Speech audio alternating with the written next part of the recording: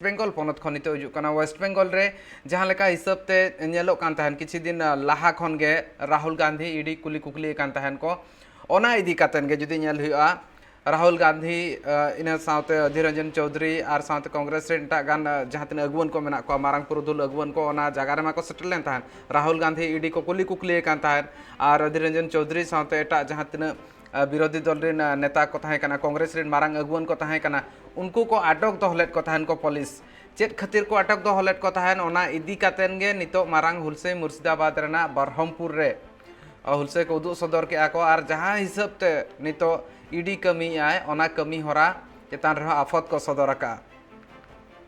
और ओना साव सावते ओने नि district Congress spokesperson Jayanta Das में नका तहने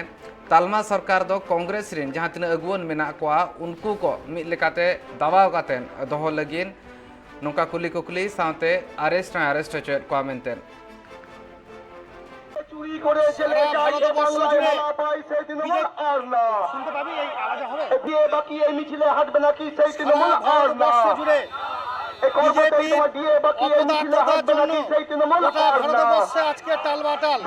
গোটা ভারতবর্ষ জুড়ে মানুষের মধ্যে বিদ্বেষ ছড়াচ্ছে বিজেপি রাহুল গান্ধী সোনিয়া গান্ধীকে ইদির ভয় দেখিয়ে কংগ্রেসের আন্দোলনকে তারা রুখতে চাইছে গত 13 তারিখ থেকে